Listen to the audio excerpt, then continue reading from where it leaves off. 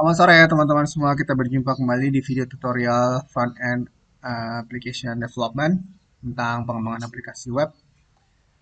Nah teman-teman, setelah kita mempelajari keterkaitan antara HTML dan CSS dalam sebuah studi kasus kemarin ya, ini saatnya kita lebih dalam lagi ya membahas tentang HTML dan CSS. Kali ini temanya adalah semantic markup. Nah, apa sih semantic markup? Ini tema yang sangat penting ya teman-teman. eh, Teman-teman harus memahami ini karena dengan menerapkan konsep semantic markup pada dokumen HTML kita, maka website yang kita bangun akan lebih mudah untuk diakses dan lebih mudah untuk ditemukan oleh search engine. Nah, kenapa bisa begitu? Kita bahas ya.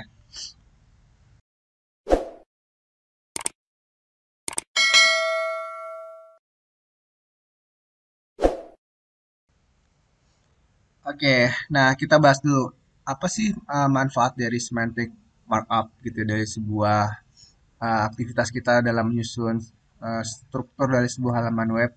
Jadi sebenarnya seperti ini teman-teman. Dengan penerapan semantic markup, halaman web yang kita susun atau kita buat strukturnya itu akan lebih memiliki makna, ya. Jadi konten yang kita buat itu bukan hanya sekedar enak dilihat dalam sisi visual gitu, tapi juga memberikan makna. Makna dalam hal ini sebetulnya lebih ke memudahkan user dalam membaca strukturnya tentunya dan juga memudahkan search engine dalam hal ini misalkan Google Search Engine dalam menemukan konten website yang kita buat teman-teman. Jika konten website yang kita buat itu strukturnya mudah untuk dibaca atau mudah untuk dikenali ya.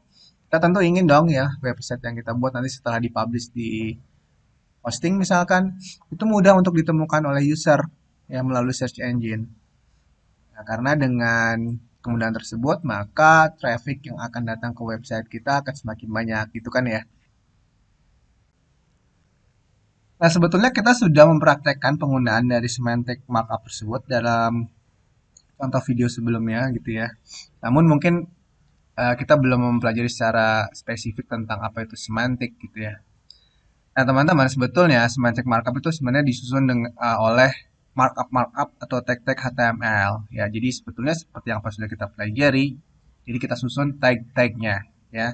Tapi tag-tagnya itu adalah tag yang memiliki makna. Setiap tag memiliki makna yang berbeda-beda.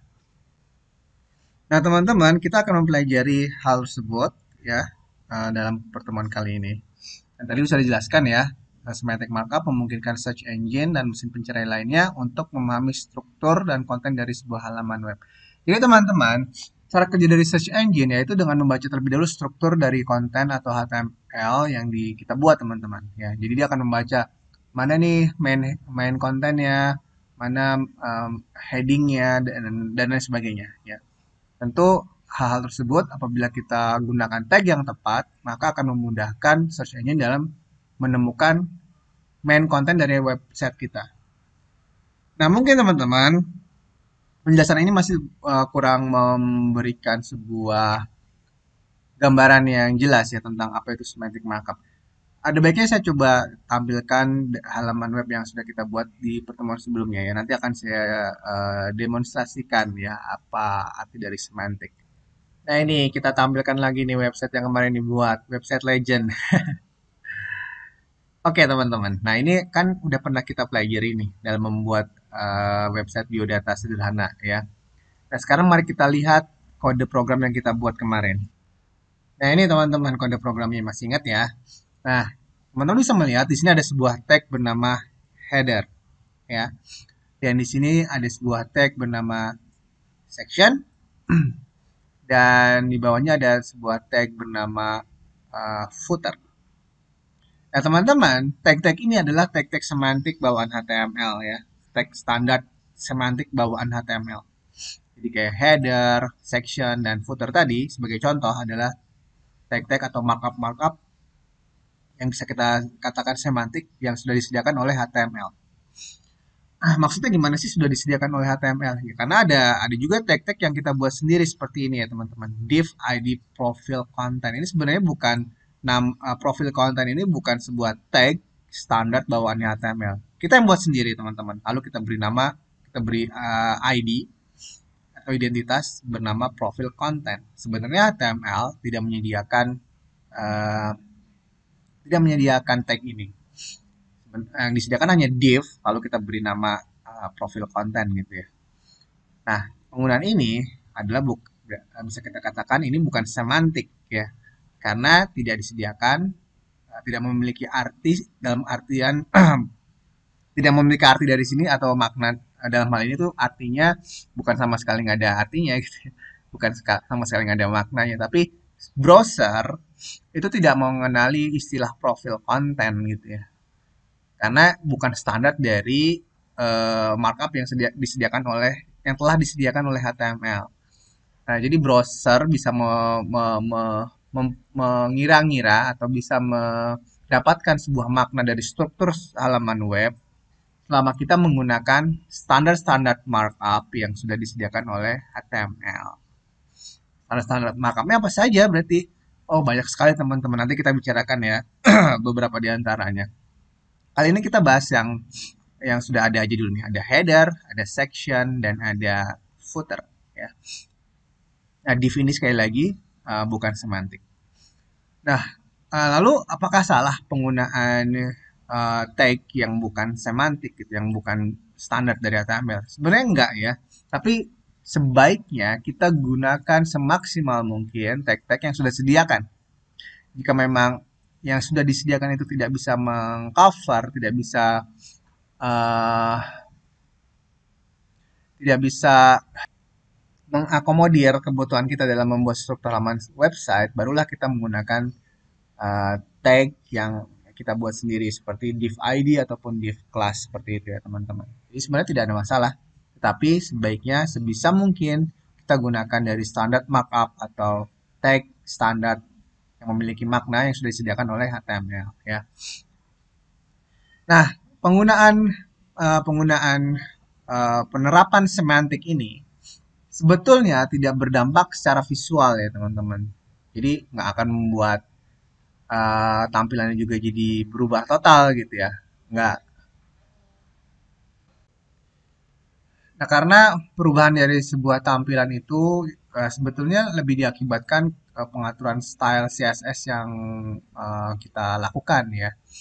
Nah, tetapi perihal tadi yang sudah disampaikan bahwa penggunaan tag ya, baik semantik ataupun tidak semantik itu tidak berpengaruh secara visual ya. Jadi tidak mempengaruhi tampilan website kita. Hanya saja akan berpengaruh secara signifikan pada tadi aksesibilitas, kemudahan search engine dalam menemukan konten kita, dan kemudahan dari seorang programmer ataupun user dalam memahami struktur halaman website kita. Apakah itu penting?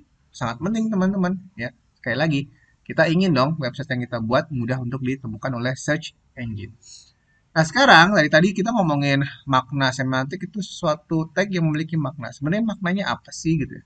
Nah, teman-teman, mari kita lihat beberapa tag semantik yang sudah disediakan oleh HTML ya.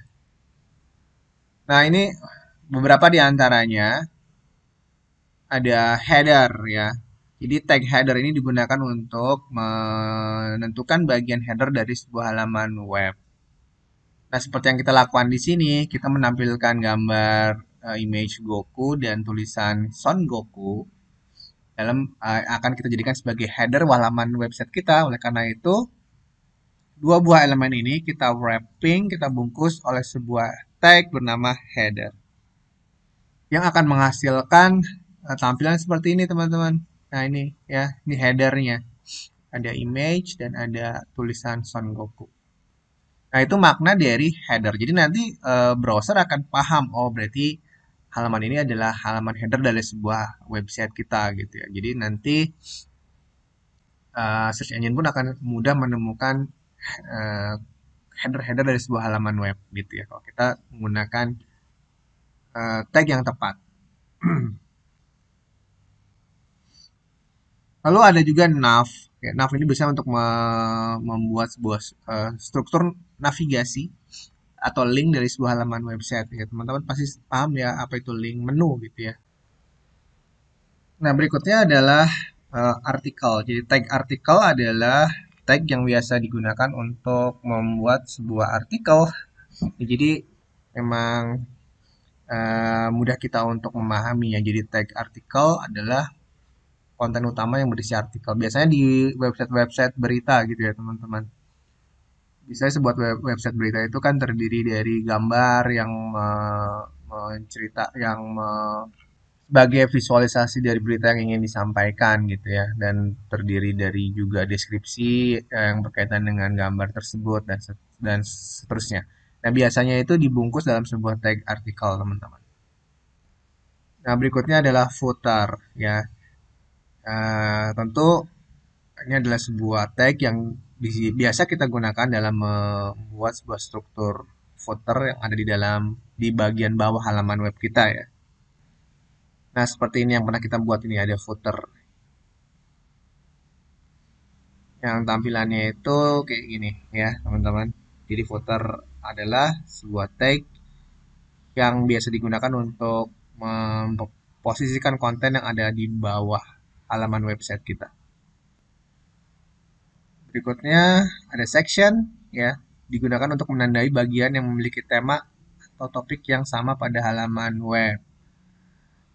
Contohnya, nah contohnya ini yang sudah pernah kita buat. Kita membuat sebuah section ya, yang dimana section ini kita beri ID bernama profile. Ya, section ini untuk menandai bagian yang sama seperti yang teman-teman lihat di sini ya, bahwa image ini bagian dari section dan paragraf ini juga bagian dari section. Dia memiliki bagian yang sama.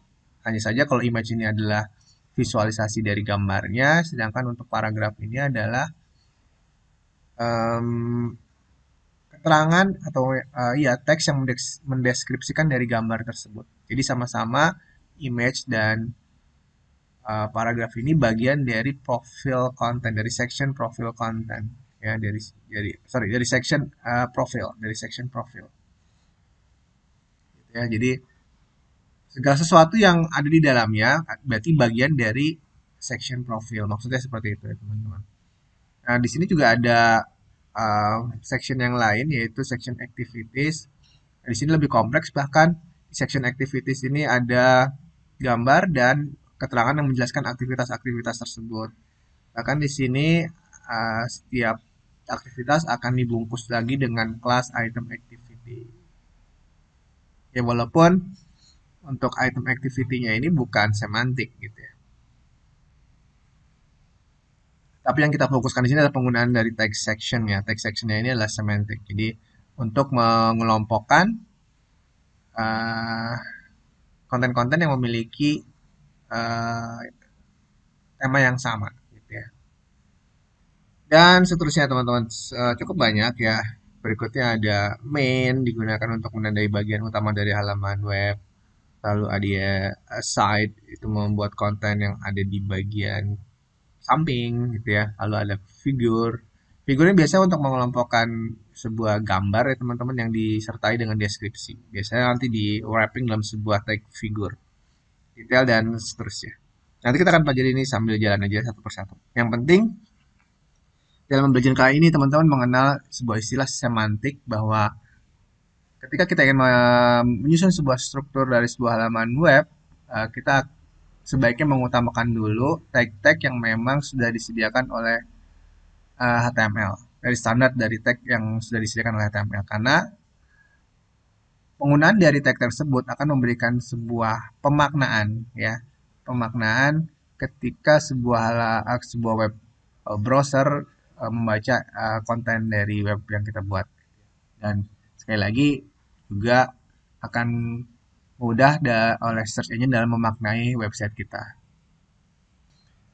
Nah, kita sekarang kembali ke tadi, ke sebuah statement bahwa semantik ini tidak berdampak um, pada apa teman-teman tadi? Tampilan dari sebuah halaman website ya. Nah, mari kita sekarang lihat contoh yang sederhana. Saya buka website yang lebih sederhana ya. Nah, ini teman-teman, kita lihat ya, ini website apa sih gitu ya. Saya jalankan, go live.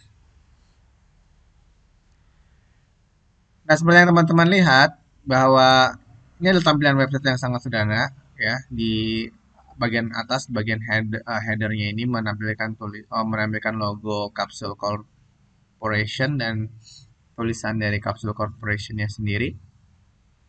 Dan di bawahnya adalah konten dari halaman web tersebut, ada sebuah gambar dan sebuah deskripsi yang menjelaskan dari Capsule Corporation itu sendiri. Dan ini jika teman-teman lihat, website ini dibangun bukan menggunakan semantic HTML. Ini semuanya menggunakan div ID, ya di sini juga div ID, bahkan tulisan headingnya di sini menggunakan span, bukan H1 ya. Nah, teman-teman bisa lihat tanpa menggunakan semantik HTML pun kita bisa membuat sebuah halaman website. Ya, jadi itu sebagai bukti bahwa penggunaan semantik ataupun non semantik itu tidak mempengaruhi dari sisi visualisasi atau tampilan ya, hanya mempengaruhi aksesibilitas kemudian oleh kemudian search engine dalam menemukan website kita dan kemudian user dalam memahami website kita ya, terutama programmer dalam hal ini ya. Ketika kita bekerja secara tim gitu ya, tentu tim kita ingin dong mudah memahami dari website yang kita bangun ya. Nah, sekarang mari kita coba melakukan rekonstruksi agar halaman website ini atau strukturnya yang tadinya tidak menggunakan semantik HTML, kita coba buat semantiknya seperti apa kan gitu ya. Nah, baik teman-teman, kita bisa melihat dari sini, kita coba pahami dulu hasilnya ya. Nah, kita bisa melihat dari hasilnya ini, anggaplah di bagian atas ini adalah header. Jadi nanti kita ganti dengan tag header. Lalu di bagian sini adalah main content, kita akan ganti dengan main content. Lalu tulisan dari about us-nya ini kita ganti menjadi heading ya, agar search engine lebih mudah menemukan heading kita dan seterusnya ya. Oke, saatnya kita merekonstruksi website kita. Tadi kita udah sepakat ya bahwa bagian atas ini kita jadikan heading. Seperti yang teman-teman lihat, sebenarnya ini adalah header ya. Namun di sini dikonstruksi menggunakan div ID company profile, di mana company profile ini bukan semantik ya, karena tidak ada tag bernama company profile, dia hanya sekedar div yang kita beri ID company profile. Nah, oleh karena itu, karena maksud dari ini adalah header, maka akan lebih baik jika kita ganti dia menjadi header. Header seperti ini, teman-teman. Oke, kita jadikan header. Nah, apa akibatnya? Kita simpan dulu untuk mengetahui akibatnya. Nah, setelah kita ganti header, lalu kita lihat lagi halaman website kita, seolah-olah rusak. Padahal tadi katanya penggunaan semantik ataupun tidak semantik itu tidak mempengaruhi visual. Maksudnya gini teman-teman, tidak mempengaruhi visual itu uh, tanpa menggunakan semantik pun kita bisa menghasilkan sebuah tampilan yang kita inginkan seperti kita membuat jika kita menggunakan semantik. Nah, karena memang nama tag di HTML-nya berubah, ya tentu di sininya akan CSS-nya akan rusak ya. Karena ketika kita melakukan styling, ya kan kita melakukan seleksi menggunakan tag-tag yang sudah kita sediakan nih. Dan tadi dirubah kan, akhirnya dia tidak menemukan. Nah, mari kita lihat ya, kenapa dia bisa rusak. Tadi kan di sini diberi nama eh, company profile, ya kita lihat di sini. Nah, semua di sini di bagian CSS-nya kita melakukan styling dengan menargetkan pada div bernama company profile. Ya, sehingga disinilah akibatnya kenapa uh, headernya tadi tidak tidak menjadi terupdate gitu ya. Karena di sini udah karena dia tidak menemukan company profile karena sudah kita ganti menjadi header gitu ya. Jadi harusnya gimana ya? Ini kita ganti menjadi header ya. Lalu karena header adalah tag standar semantik dari bawaan HTML, maka kita tidak memerlukan pagar dan lain sebagainya gitu ya. Nah, ini company profile kita ganti lagi menjadi header karena sudah kita ganti tadi ya. Lalu kita cari lagi eh, yang menggunakan company profile harus kita ganti teman-teman menjadi header. Ini kita ganti semua header.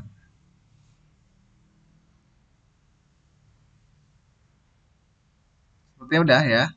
Kalau kita simpan teman-teman. Kalau kita lihat hasilnya. Dan hasilnya tentu saja dia kembali lagi normal ya. Nah, berikutnya kita akan perbaiki lagi tag-tag yang belum semantik. Mana aja ya. Nah ini ya company description. Nah, kita ingin jadikan dia sebagai main ya karena dia adalah main content. Jadi company description kita ganti sebagai main dan oleh karena itu di bagian mananya CSS-nya pun harus kita sesuaikan. Company description-nya kita ubah menjadi main. Kita lihat lagi di sini teman-teman. Main.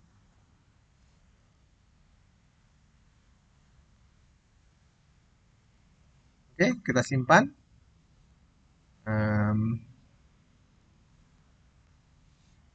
dan kita lihat hasilnya, tentu dia tidak berubah karena kita sudah sesuaikan antara HTML dan CSS-nya. Nah, sekarang mari kita lihat lagi tag-tag apa saja yang bisa kita ubah menjadi semantik. Nah, ini di sini teman-teman di bagian main ada sebuah tulisan about us gitu ya, about us. About us ini kan sebetulnya sebagai main heading ya, atau judul utama dari website ini. Ya. Nah, oleh karena itu sebaiknya about us juga kita konstruksi dengan semantik HTML yaitu heading 1. Sedangkan di sini masih kita buat menggunakan span. Oleh karena itu kita harus ubah menjadi heading 1. Itu ya teman-teman. Nah, karena kita ubah menjadi heading 1, maka kita harus lihat di sini di bagian main H1-nya harus kita cek apakah harus kita sesuaikan ya. Di sini ada main span.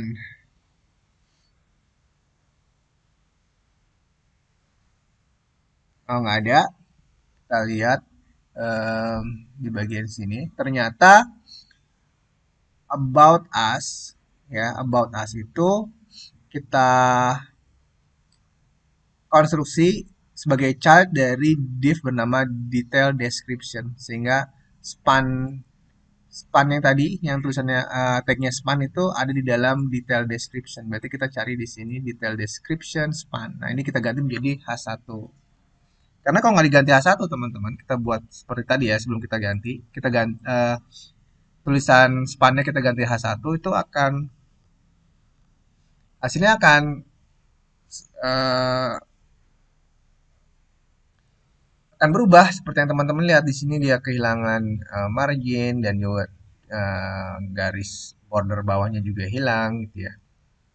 Oleh karena itu di bagian CSS-nya kita harus sesuaikan menjadi H1 ya agar bordernya muncul lagi ya. Marginnya juga muncul muncul lagi. Kita lihat lagi ya di detail description ini apakah ada H1 yang kita harus sesuaikan. Sepertinya sudah ya. Kita simpan kalau kita lihat hasilnya. Nah, ini border bottomnya sudah muncul lagi teman-teman.